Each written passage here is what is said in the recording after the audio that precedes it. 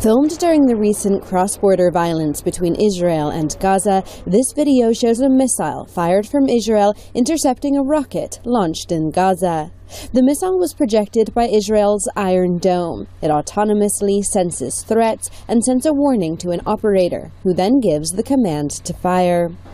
The U.S. relies heavily on its growing arsenal of unmanned aerial vehicles, or drones. They provide surveillance, identify targets, and can deliver lethal force, but only if an operator gives the go-ahead. David Metham, Britain's director of Human Rights Watch, says within decades, technological advances could write the human operator out of the equation. Drones are not fully autonomous weapons. They involve human intervention in terms of their targeting and the decision to strike, but that's been an increasing trend in the way that Western militaries in particular have been going in recent years. This will be several technological steps beyond that.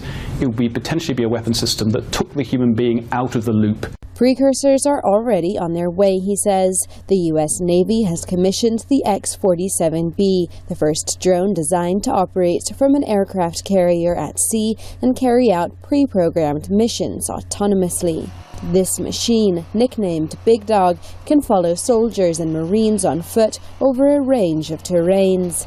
It's unarmed, but Human Rights Watch says one day autonomous robots could have lethal power. One of the things that holds us back from barbarism in contexts of war is obviously this differentiation, this distinction between combatants and civilians. And we're worried about a robotic weapon of the future not being able to distinguish between a child holding out an ice cream and someone holding a weapon. The U.S. and other militaries have said they've no plans to remove human supervision over the decision to use lethal force, despite advances in technology.